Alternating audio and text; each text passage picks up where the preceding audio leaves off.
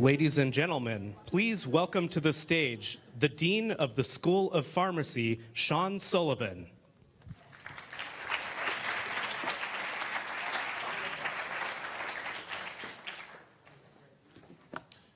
Good afternoon, everyone. I'm Sean Sullivan, Professor and Dean of the School of Pharmacy and current Chair of the UW Board of Deans and Chancellors. Before we begin today, I want to acknowledge that we are on the land of the Coast Salish peoples that touches the shared waters of all the tribes and bands within the Suquamish, Tulalip, and Muckleshoot nations.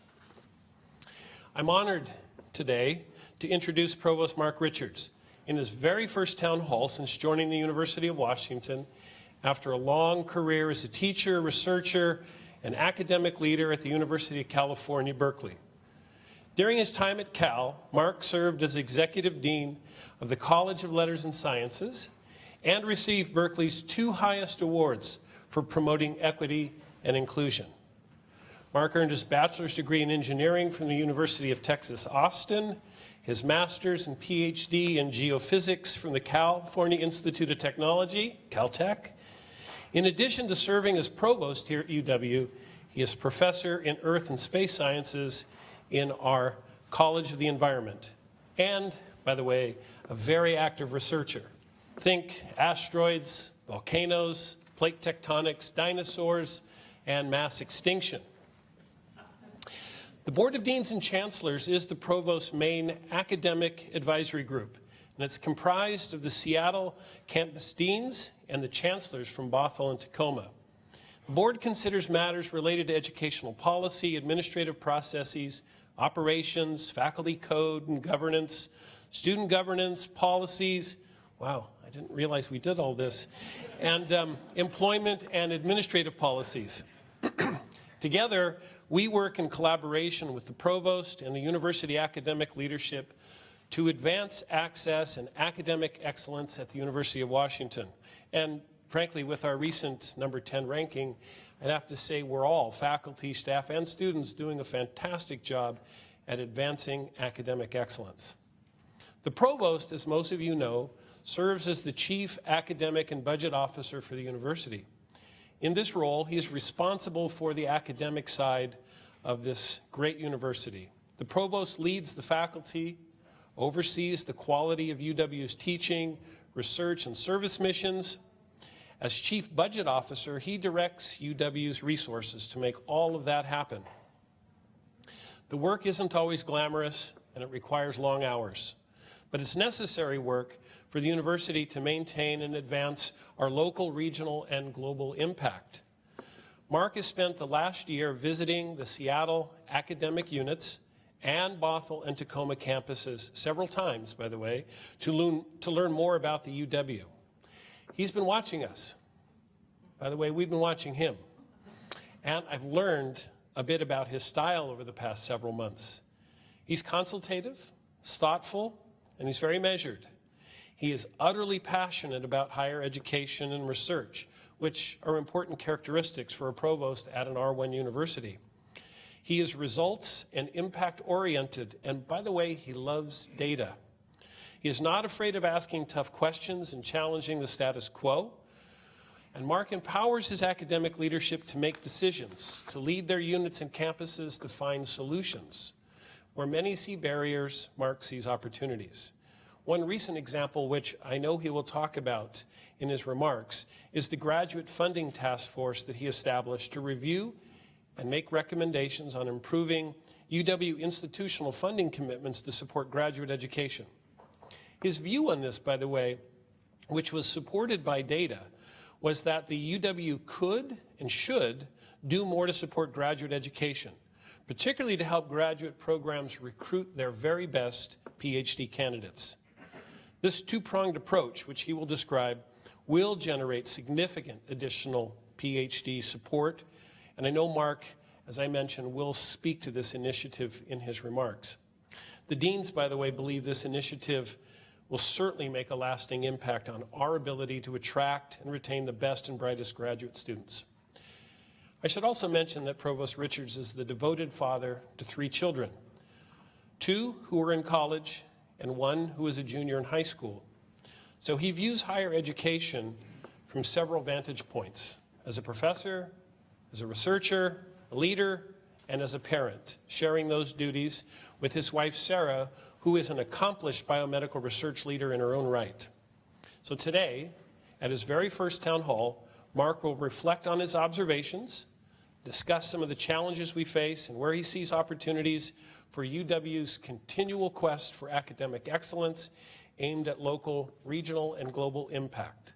So I'd like you to join me in welcoming Provost Richards for his first town hall presentation.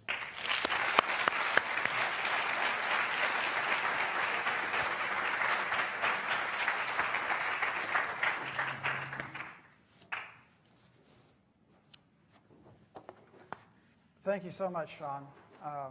Thank you all for coming. It's great to see so many faces of people I've already met, most of whom's names I actually know, which is I'm working on. It's great to be here. I was on the faculty at the University of Washington for 1 year, 26 years ago. Seems like ancient history, and this place is different. The university is different, the city of Seattle is different, and I'm different. I came here mainly because it had a great geophysics program and I like to climb mountains. Still has a great geophysics program, but I'm older, and I do sea kayaking and bicycling now and more. But I love being in Seattle. It's a great city. I actually love the weather, even today. And it's a great place to live, although the place where I came from isn't bad either. Anna Marikowski and I have done a lot of talking over the past year about the mission of the university. Believe it or not, we talk about that almost on a daily basis. And we use the words access and excellence as kind of the twin guides for our thinking and our values. And I like to turn that phrase to access to excellence, because that has deeper meaning. And I'm also constantly reminded that the great state research universities, public research universities of this country are in fact one of the most important pillars of our democracy. There's never been a time in my life when that was more clear than it is now. And the University of Washington stands squarely in the middle of that sense of purpose, with a devotion both to all of the students who want to come here from the state of Washington and to the academic excellence of the university. We take no pride whatsoever in how many students we reject at this university. We take pride in what becomes of the students after they come here, and where they go in their lives, and how their education here affects their families and their communities and the world. And this university is on a roll, really. As Sean mentioned, number 10 global ranking.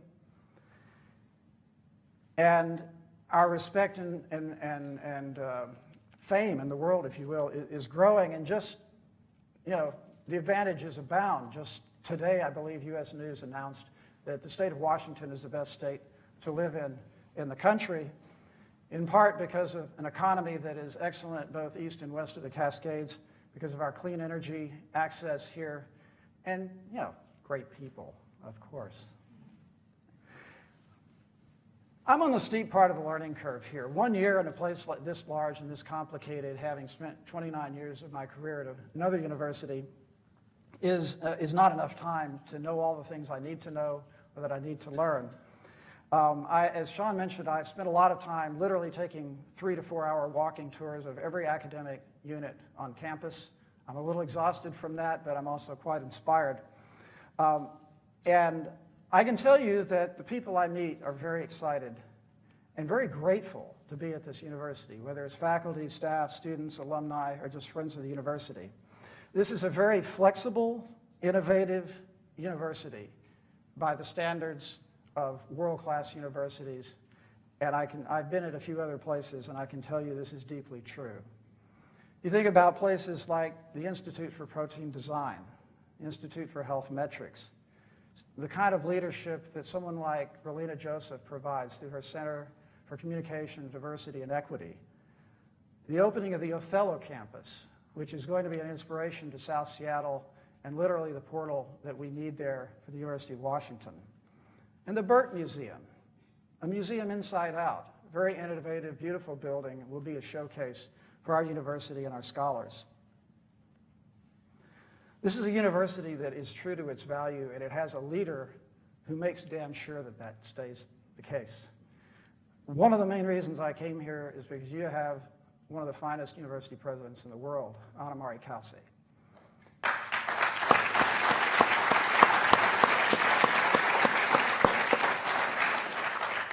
I can tell you that Anna-Marie and I sometimes disagree, but we work hard together, and her motto of having this university be #1 in terms of impact in the world takes deep root in this ridiculous ratings chase that we all seem to get bogged down in sometimes.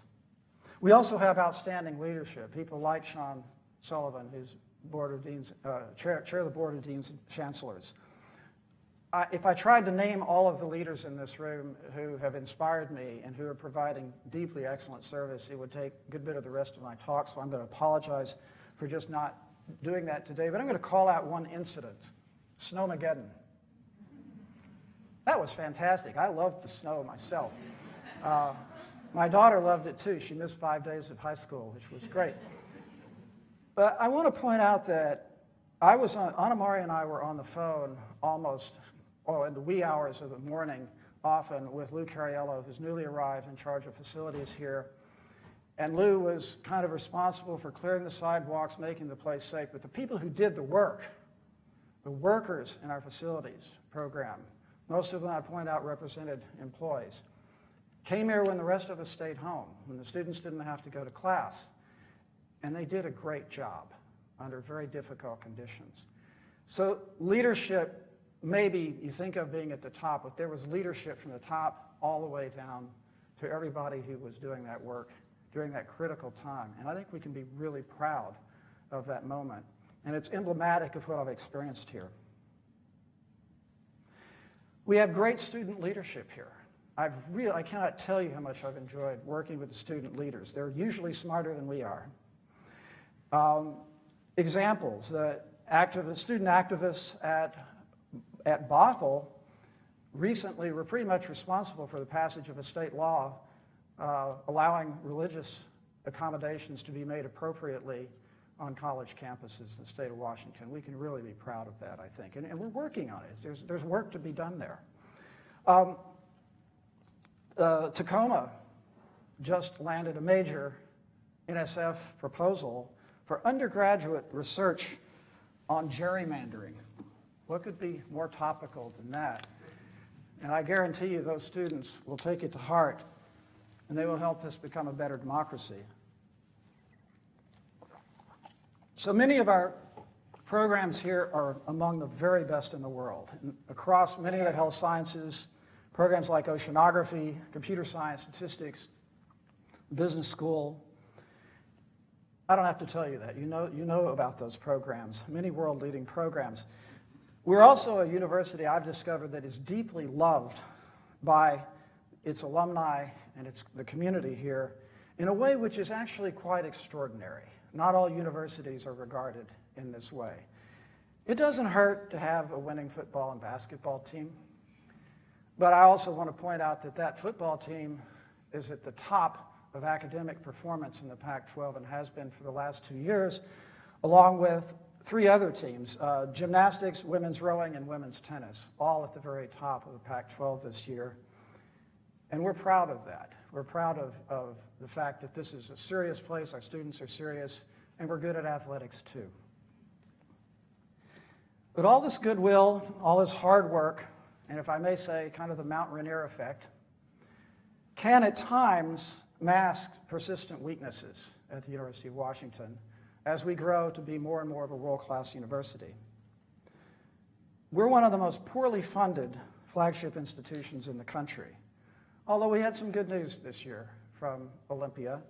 And our budget, although it doesn't solve a lot of our problems, it creates a better foundation for the future, foundational support.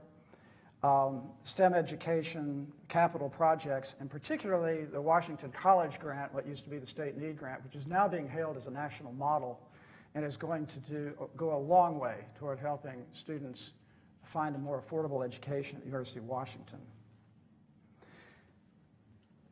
Among the other issues that I've learned about more in my tours and an impression I had of the University of Washington, this is a bit of an unusual university, to be quite frank, in what I would call the uneven quality of academic programs and especially graduate programs. As I mentioned, there are many, many programs here in the top 3 to 5 in the country, and there are many that are not.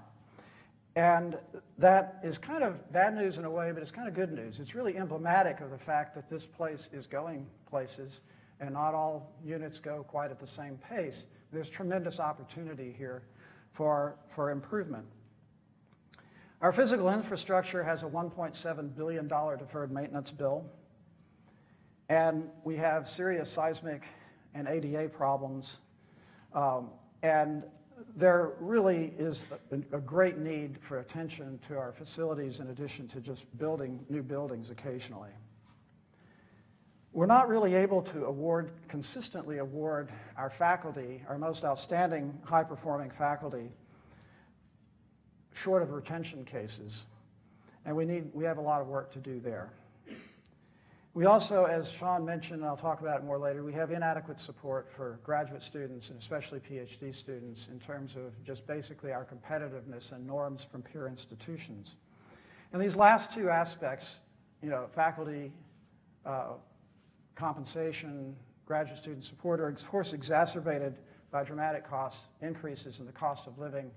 All I can say is the place I came from, the cost of living was 30% higher, but there's still, that doesn't diminish the fact that things have changed here very rapidly. So I want to talk a little bit about areas of emphasis and values and priorities with which Anna Mari and I go about trying to make decisions. First of all, what does a provost do? I worry about that every day. And chief academic officer and budget officer sounds awfully boring. When my kids ask me what I do, I say, well, mostly I answer emails and meet with people and listen to what they have to say, and then I go home. Sometimes, occasionally, I get to make decisions. My favorite kinds of decisions are decisions that make themselves in consensus and consultation. And so far, I've found this place to be very amenable to that style of doing business. It's also my job to exercise budgetary discipline with a laser focus on our values and, frankly, on our students. We are a university. We're here for students. There was a great deal of austerity imposed following the 2008 crisis. And this university cut administration and protected academics in that process. Hopefully, we are getting beyond that. And certainly the state budget this year allows us to make some strides. So I want to point out what I call the five primary areas that I think we need to focus on, and I certainly intend to focus on in the coming years. First, affordability and inclusion at the University of Washington, which are closely linked, obviously. We've made significant strides here. We just received a $3.6 million scholarship from one of our fairly young alumni to support scholarships to promote diversity, full rides that will last for the next 12 years in this funding. But we have a lot of remaining challenges. The challenge that is often most forward in people's minds is we have an aging and retiring faculty, and we need to replace them with faculty that are much more diverse than the current cohort. And although we make progress in that area, I can tell you, having invested a good bit of the last 15 years in my career on the STEM side of this, it's a problem nationally, and we need to make sure that we stay out in front, and I'm determined that we will. And I know that other people here, especially Chad Allen, Ricky Hall, and President Kelsey and I, we are very, very focused on this. And I want to add to that it's worth remembering that the faculty hire the faculty, and the Academic Senate also has a major role to play here. On the issue of faculty salaries and staff salaries, obviously we struggle with this every year. The state budget this year is helpful, but does not close the gap, although the gap has been closing over the last few years. One of the things I've noticed is that our policies, especially with faculty, for promotion and merit increases are quite inconsistent across the institution. There are frankly units that are very rigorous about this and do it very regularly and I think quite fairly, and there are other units that I think partly in discouragement of some lean years have not paid that much close attention. And I think that I'm going to be working with the Board of Deans and Chancellors and the Senate very closely this year to try to, obviously all units are not the same. There are different cultures and different academic fields, but we need attention to this. For the most part, we've gotten much more competitive with our salaries. We are particularly doing well in terms of junior faculty, associate and assistant professors. We obviously have fallen behind, especially in some of our more distinguished senior faculty are here because they love the place and not because what we pay them. And keeping them from becoming retention cases even thinking about that is the right thing to do.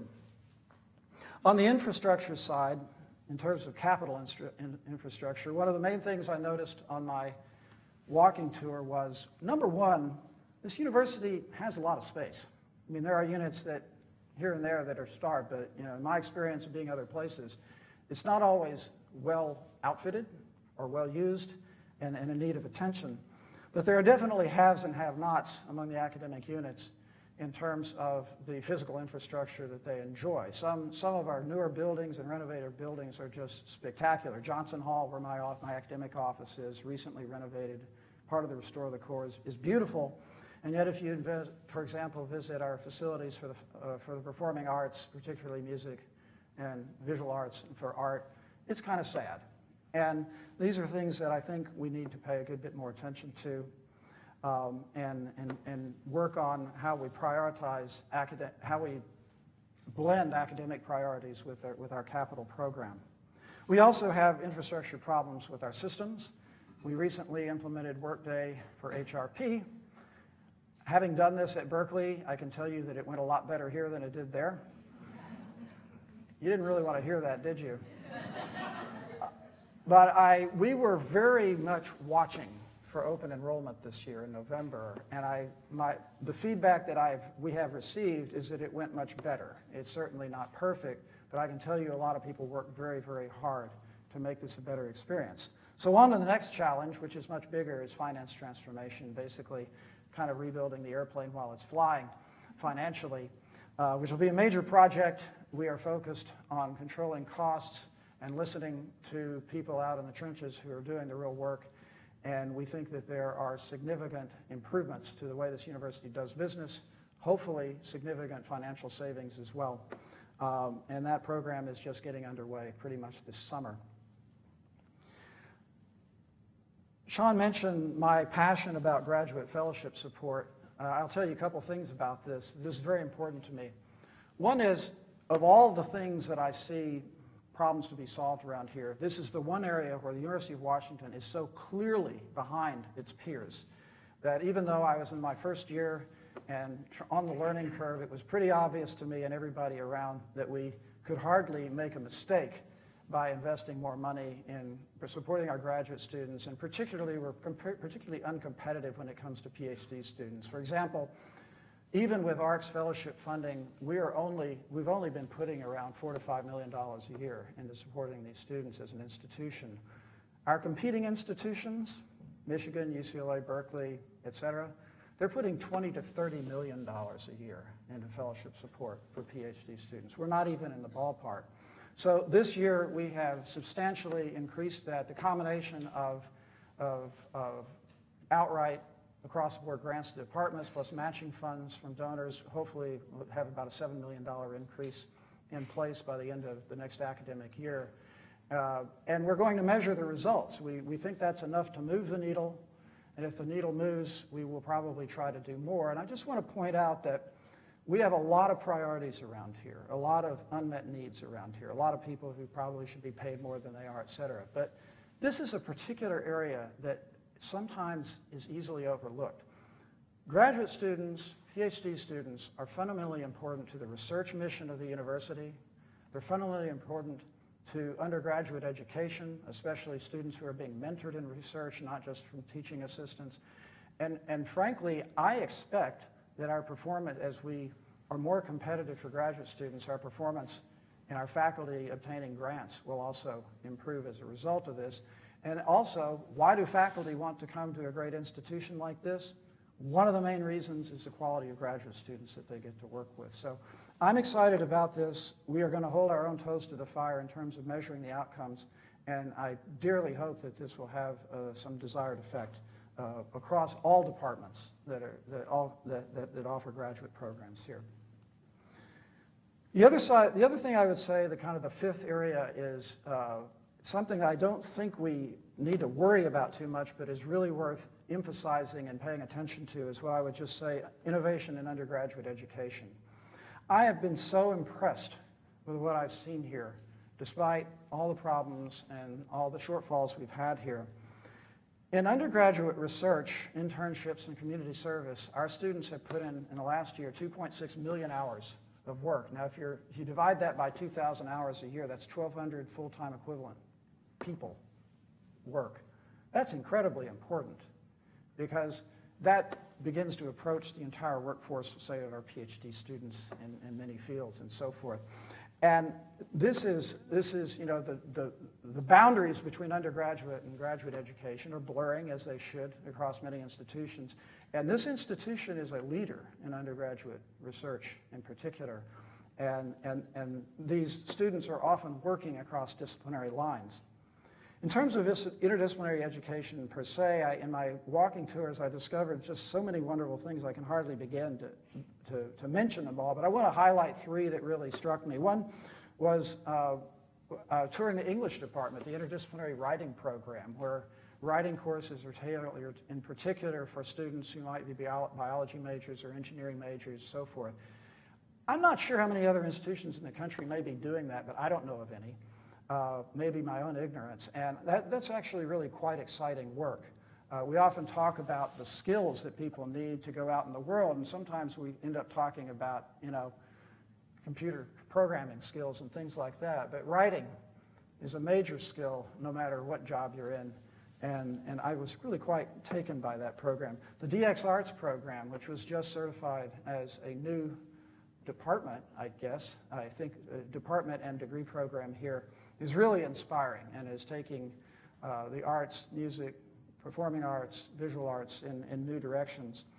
And then I just love this one. This is the one that made me want to go back to be an undergraduate. It's the Comparative History of Ideas program that has just been also given full distinction and approved by the Regents this year. These are really innovative things that are going on here, and I find very much in the DNA of this place. Now, a lot of these things that I mentioned are not particularly glamorous, but they're all fundamental to sustaining the trajectory that we're on. And I want to emphasize that the statement I made a while ago, that because of the success of the University of Washington, kind of the regional success here, Puget Sound, Seattle, Washington area, it might be, we're in danger of overlooking things that are persistent underlying weaknesses. And I think, but I'm actually quite optimistic that these things can be addressed, especially given the somewhat improved budget situation from the state. Now, moving forward, what I foresee happening in the next few years, one is just a general statement that I think there's a broad recognition that through the many leadership changes we've had lately and a lot of the kind of buffeting economic crisis and so forth, it's time to take a deep breath and do some serious long-range planning for the University of Washington. And both President Cassidy and I are a little bit wary of kind of indefinite pie-in-the-sky kind of planning, but I think in a very strategic and targeted way where we identify the specific areas where we need to be thinking the long game, and we can take a breath and sit back and say, let's not have this be a year-to-year strategy. Let's be thinking 5 years out, 10 years out, et cetera, whether it be enrollment management or financial management of the university and so forth. So in these areas, again, obviously the support for graduate programs I think is very important. Enrollment management is going to be increasingly important although we've made some significant strides in this area, and now after having shepherded engineering and computer science through this process, we're really looking for how we can help arts and sciences rebalance student demand across their fields as well. One particular initiative that is nascent and we're working on with leadership from both computer science and from arts and sciences is an initiative in data science. Now, you may say, hey, gosh, we do data science out the wazoo here at the University of Washington. This is a data science initiative for non-STEM majors. And the idea is to make available a minor option in many courses having to do with data science for students who may not necessarily major in the STEM fields, but want to have this skill set and bring it to bear in the arts and humanities and the social sciences. And I think that this will also, frankly, there are a lot of students who come here. By the way, before I say this, I should make a disclaimer. I have an engineering undergraduate degree, okay? But there are a lot of students who think they want to be engineers or computer scientists these days, but because maybe their parents or their college counselors or somebody, but their passions may lie elsewhere, but they also want to have a job, and they also want to have modern skills. And so we're actually quite excited about kind of opening up the silos a little bit and making sure that there are these opportunities for students to pursue their passions and also be well prepared for a modern workplace. And if you talk to our neighboring companies like Amazon and Microsoft and others, you'll find that, yes, they want to hire these people too. You know, a philosophy major who has excellent data skills is quite in demand these days, I can tell you without any doubt. There are major issues of affordable housing for our faculty, staff, and students. We've made some progress recently in being able to help junior faculty hires, which I won't go into today. But there, with the West Campus development and long-range planning, this certainly needs to be addressed. I mentioned finance transformation already, but in a sense, there will be a painful upfront 2 to 3 years with transforming from a programming language that became obsolete in the 1970s called COBOL to a new updated system. I know how to program in COBOL, by the way. To a new system that will get us over the hump. But after that point, there will be, the IT world is that there will be constant transformation. There will be constantly keeping up with excellent financial systems. And this has to be kind of a constant work in progress even after the initial effort is made. On the innovation and entrepreneurship front, obviously the Seattle area, Puget Sound area it's a big thing. And we have great strengths through GIX and CoMotion and great international engagement here, a lot of students studying abroad. There's a lot more work we can do here. And I was recently on a trip to China, and I can tell you that we are one of the handful of universities that Eastern Asian universities are looking to as a very desirable partner. And we better take advantage of that quickly, or they might find other partners to dance with. I also want to mention that the Bothell and Tacoma campuses, I want to say something about Bothell and Tacoma. We often speak of them as if they're one word. They are as different from each other as they are from the Seattle campus. And they are both going through a stage of maturing from their creation 29 years ago and planning for growth and planning for innovation. And I actually find what's going on both of these campuses quite innovative and exciting.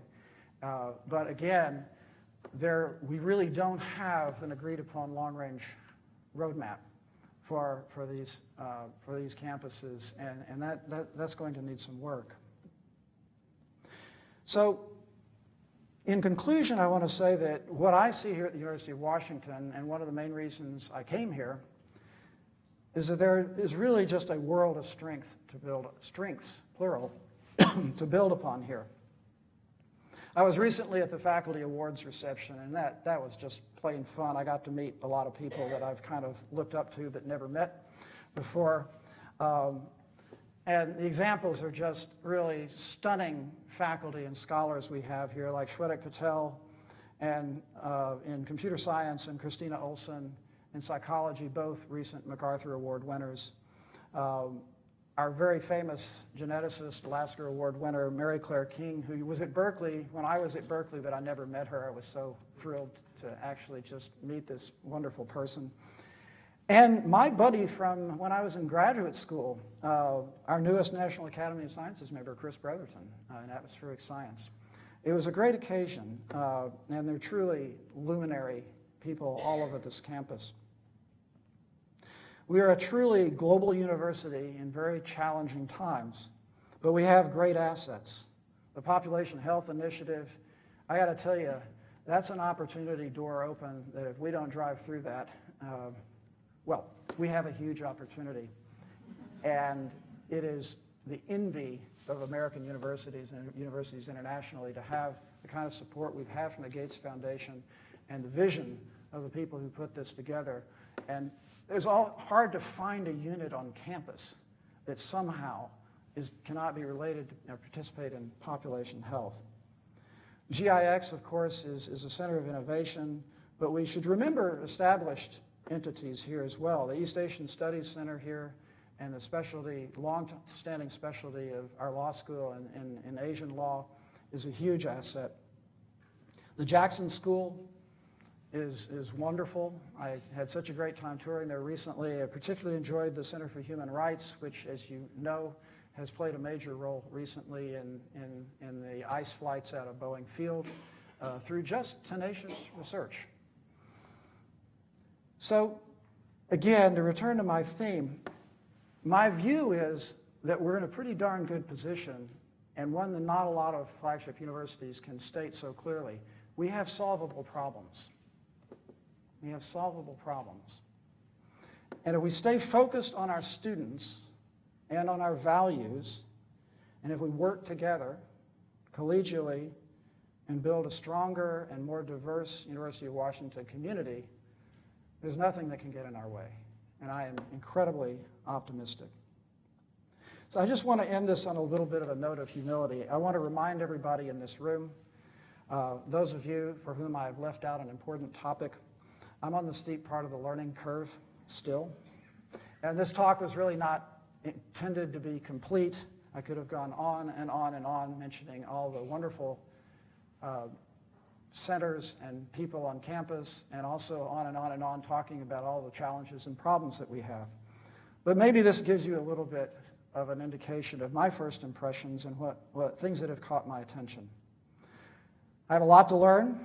We have a lot of course corrections to make, and there are many, many voices on this campus that need to be heard. So I want to thank you all for listening. I'm really grateful and honored to have this opportunity to serve such an amazing university. Thank you all.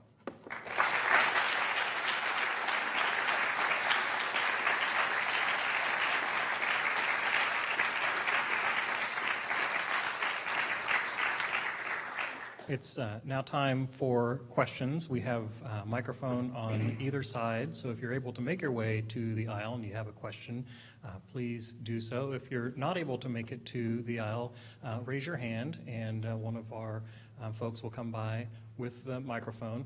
We also had solicited questions online, and we have a number of those to ask today. Rest assured, if your question was submitted online and is not answered here, that it has either already been answered in reply or will be shortly from the Provost's office.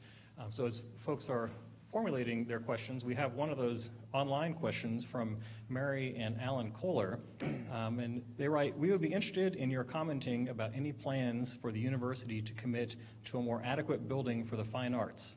The fine arts and the humanities have not received the attention that has been given to STEM. We have concerns that the UW no longer enjoys a strong reputation as a well-balanced college of liberal arts." Well, I'm glad to get that question. First of all, I would disagree a little bit with the latter statement. I've seen enormous strengths here in the arts still, and despite the conditions that are less than desirable. I should also make a disclaimer. I told you I was an engineer in my background, but I also have to warn you that my father and my brother are both music professors, and my other brother is a designer. I have a certain prejudice here. The way I grew up, it's hard to imagine a great university without great performing arts and visual arts. And the truth of the matter is that of the many kind of rundown facilities we have here, there seems to be disproportionate effect upon music and the art department, the visual arts in particular. Some of the performing arts facilities across the way here at Meany and so forth are quite good. But I am working now with the deans of arts and sciences and with the Dean Bob Stacy, and I expect we will see some. We're going to try. We're certainly going to prioritize trying to make a real dent in that. And you know, quite frankly, you see many new buildings on campus. They're quite fantastic. Many of those buildings, probably even the majority now, are made possible largely through donors who tend to often focus their attention on areas where there is a lot of wealth generated, and it is a problem really across the nation, not just in universities, but with all performing arts, that the donor community, the philanthropic community, is not nearly as strong as it used to be. But I don't think that should cause us to give up, and I will just say that it's a personal priority for me. Other in-person questions?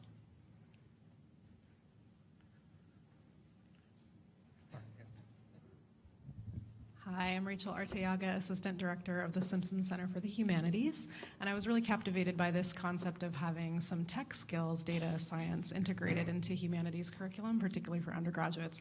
I'm just wondering if there are efforts underway to do the same thing in the other direction, so that to break down those silos, to have our tech students learning humanities methods as part of their coursework, and if you could tell us a little bit about that.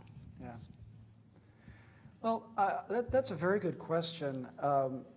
I'm not well equipped to answer it, primarily because, frankly, I'm not as familiar as I should be with the various curricular requirements at the University of Washington for students. I can reflect upon my own background at UC Berkeley, where what we used to call the breadth requirement for students at UC Berkeley, there was only one difference in courses required for engineers as for English majors in terms of breadth. I don't know to what extent that is true here, but I think it is good to remember, because we throw these terms around a little bit loosely sometimes, that at a university like this, all of our degrees are liberal arts majors by world standards. If you go to universities, you know, in Asia and Europe, you'll find that people are very much more channeled, especially in technical fields. I have not had anybody bring to me specifically learning or skills that the STEM students should be picking up that they are not presently or don't have available to them. Like I said, I was impressed with the interdisciplinary writing program, with a real focus on providing a good learning environment for STEM students, you know, learning to write, and not just technical writing, obviously, but just in the context of the kind of courses that they were taking. But I think that's a darn good conversation to have on campus.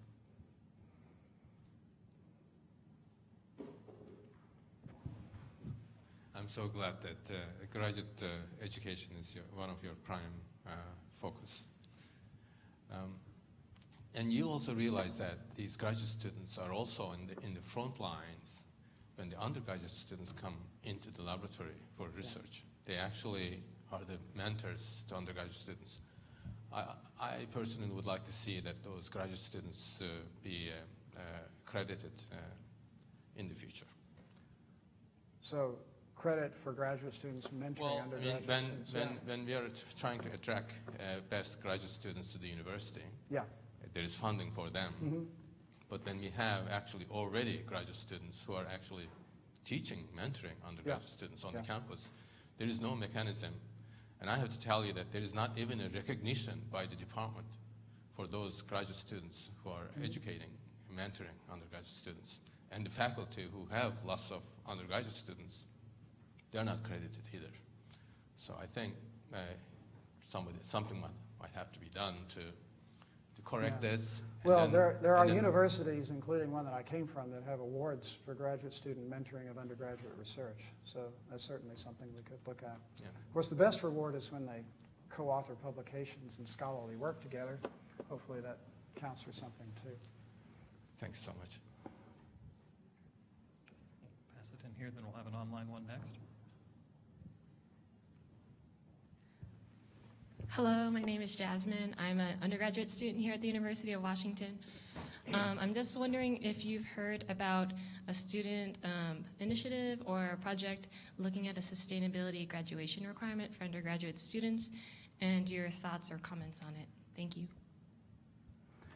The question, just make sure everybody heard, is there is some initiative among students to suggest a sustainability curricular requirement for all undergraduates at the University of Washington. I have heard of that. I have not seen it. Phil Reed, Vice Provost for Undergraduate Affairs, has brought this to my attention, but I don't think we've seen a formal proposal. I should also go out of my way to point out that these are matters that are squarely in the ballpark of the Academic Senate. And the university administration does not really pass judgment to first order on those questions. Obviously, sustainability is important in the modern world. Whether or not that should become a requirement for all degrees, or whether we should just, we could make more sustainability instruction available, or encourage more faculty to include sustainability themes in the courses that they regularly teach. There are lots of different ways that could be, I could imagine that being approached, but I haven't actually seen the proposal yet. We have another question that was emailed in. This is from Jikita Talwar, Hall Health Center. In line with the increase in recruitment of international students to study at UW, most of whom pay out-of-state tuition fees, please could you describe equivalent increase in efforts to support the international student community? More specifically, have there been increases in the budgetary allocation for international student services equivalent to the size of the community? I can't, it's a good question. I can't tell you proportionally how this has gone. What I can tell you, I don't want to steal the thunder of one of our wonderful vice presidents, Denzil Sweet, but I can tell you that Denzil has plans to significantly increase the footprint of the Circle Center, which is primarily devoted to providing service for international students, especially students who may have language or cultural difficulties that need to be addressed. So we've had a lot of discussion about this, and I think that's certainly going to be a point of attention in the coming year. Question here, I'm going to pass the mic in. Dee Boersma, biology. I'm curious about your vision. So could you tell us a little bit more about how you see the future? We all know that money is tight. The legislature used to support the University of Washington with much more money. We see many more outside students coming in, either international students or from other states because tuition is higher. We feel demands from our local legislatures to train more students in the state of Washington. How do you see balancing these very difficult and challenging futures to be able to fund the university? And then we have a president that appears to think that overhead should go away. And of course, that's been one of our important ways that we've stayed a major university. So how do you see as a provost balancing these different needs, and where will our opportunities for funding come from in the future, in your view? Well, that's a huge set of questions there. And I guess the best way I can address that is I don't know, other than to say that we have to constantly be guided by our values as an institution and work within the constraints that we have.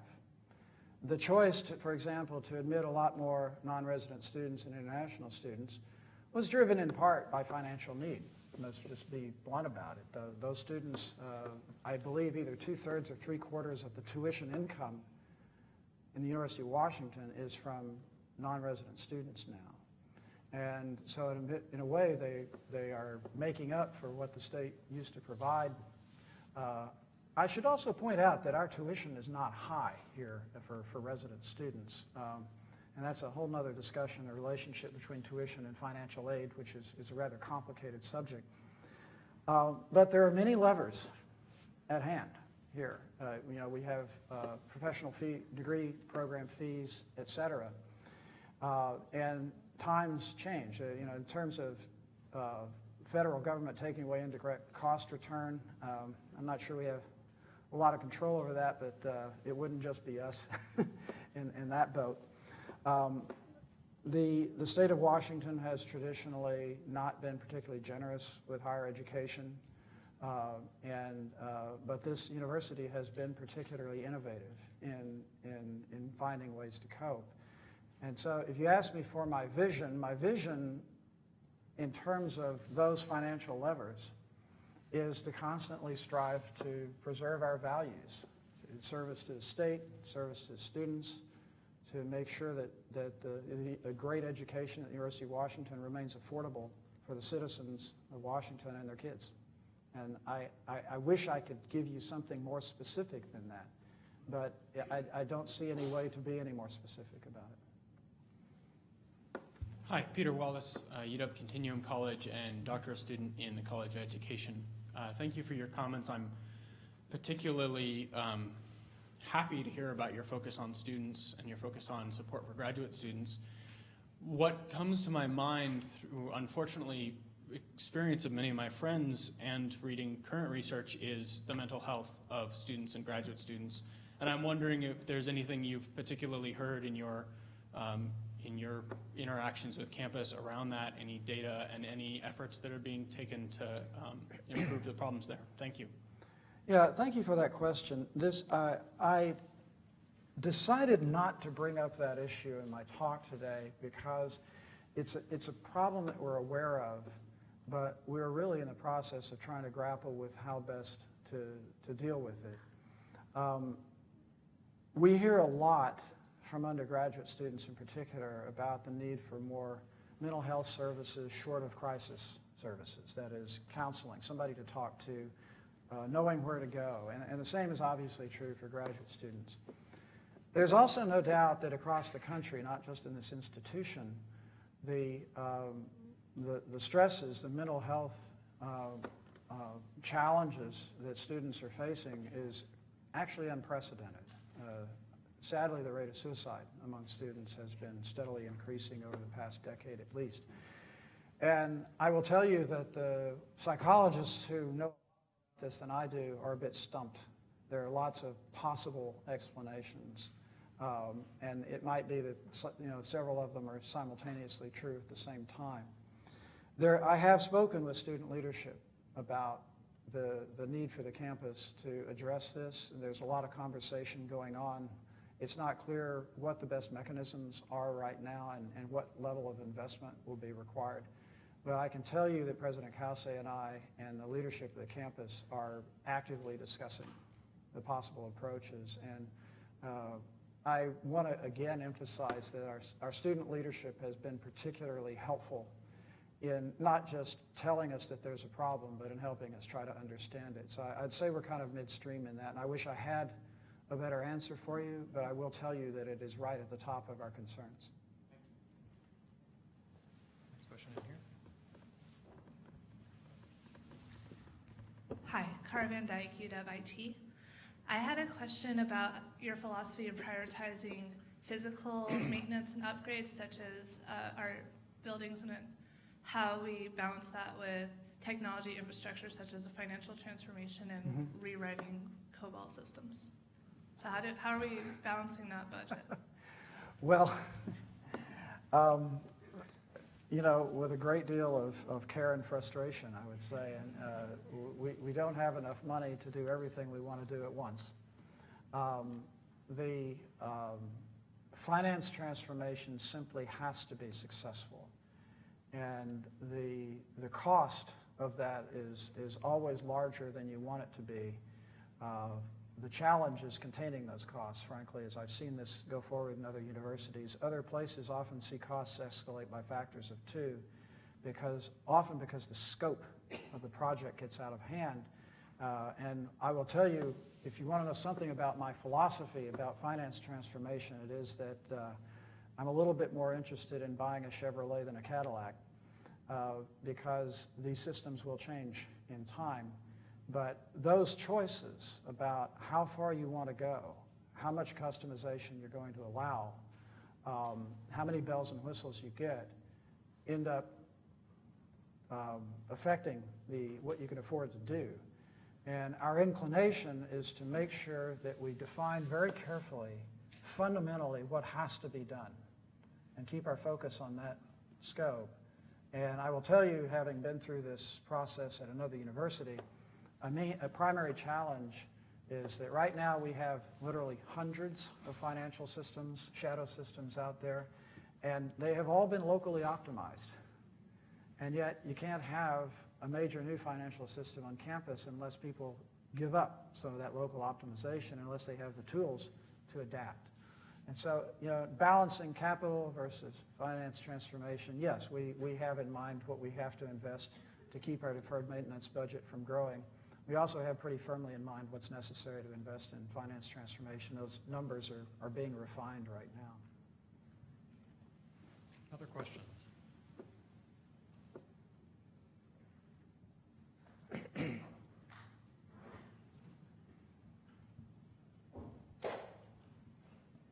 Dee Boersma, biology. This will be an unpopular question. Is anything going to happen with Workday so it maybe takes less of our time?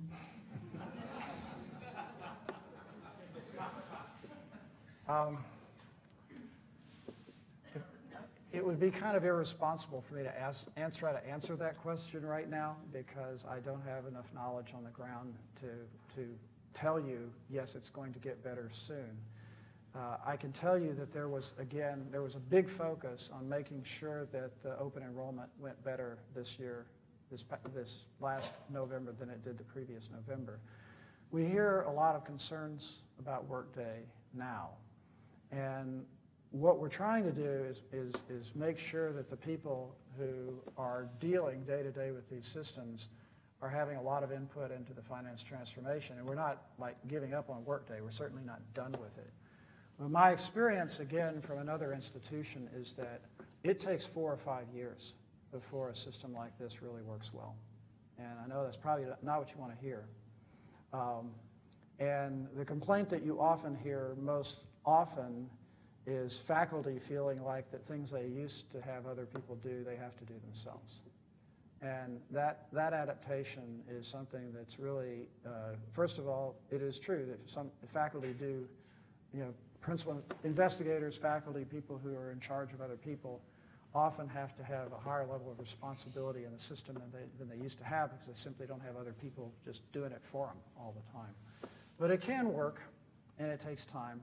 And we're only, 2 years into Workday right now, and which says that we may not even be halfway there yet. All right, seeing no other questions, we'll thank our audience who is watching live online, and also the folks here in attendance. There's a reception afterwards downstairs in the cafe if you'd care to join us. I'm sure Provost Richards would answer other questions there as well. But thank you and have a wonderful afternoon.